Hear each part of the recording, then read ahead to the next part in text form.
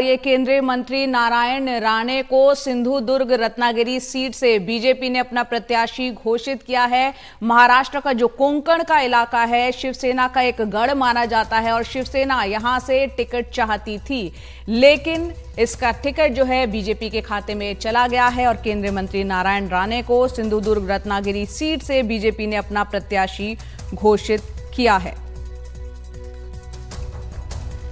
तो यहां से चाहती थी शिवसेना शिंदे गुट की उसको ये टिकट यहां से मिले, उसके खाते में ये सीट जाए, लेकिन यहां से बीजेपी के खाते में ये सीट गई है, जिसके मुताबिक यहां पर जो केंद्रीय मंत्री है नारायण राणे, उनको सिंधुदुर्ग रत्नागिरी सीट से बीजेपी ने अपना प्रत्याशी घोषित कर दिया है।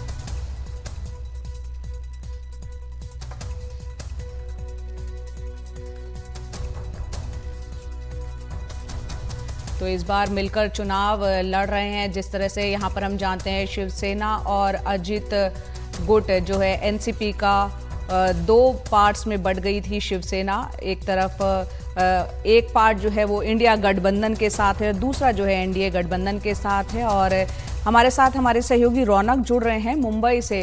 रौनक, यहाँ पर सिंधुदुर्ग रत्नागिरी सीट जो है बीजेपी के खाते में गई है गठबंधन में, हालांकि शिवसेना शिंदे गुट चाह रहा था। बताएं ये किस तरह से पूरा इस को अब देखा जाए, कैंडिडेट उतार दिया गया है नारायण राणे को।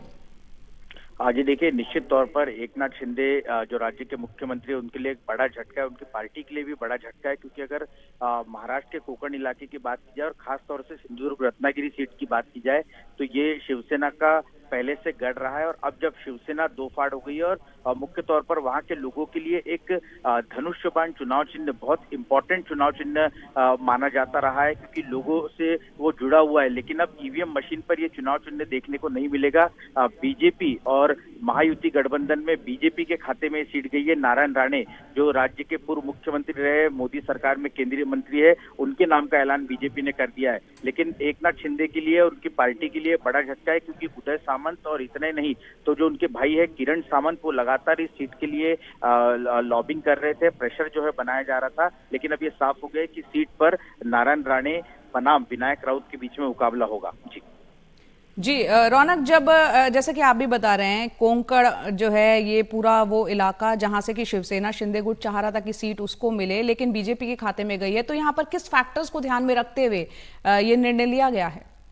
जी देखिए, मुख्य तौर पर जो सर्वे पार्टी की तरफ से कराया गया था उसमें ये साफ दिख रहा था कि नारायण राणे की पॉपुलैरिटी यहाँ पर जो थी ज्यादा नजर आ रही है, और इसीलिए ये निर्णय जो है पार्टी ने लिया है। हालांकि शिवसेना का जो तर्क था वो ये था कि पिछले कई सालों से शिवसेना यहाँ पर चुनाव लड़ती रही है और जो मतदाता है उनके बीच में उनका चुनाव चिन्ह भी काफी पॉपुलर है, लिहाजा ये सीट उन्हें दी जाए। लेकिन जिन्हें दावेदारी जो जिनकी तरफ से की जा रही थी वो किरण सामंत कहीं ना कहीं नारायण राणे के मुकाबले थोड़े पिछड़ गए और इसकी वजह से ये सीट अब बीजेपी के खाते में चली गई है। अब थोड़ी देर पहले जो उदय सामंत और किरण सामंत जो शिंदे गुट की तरफ से यानी शिवसेना की तरफ से नेता है, उन्हीं की तरफ से इसका ऐलान भी किया गया है कि नारायण राणे यहां से बीजेपी के उम्मीदवार होंगे। जी, बहुत बहुत शुक्रिया रौनक इस पूरे अपडेट के लिए आपका।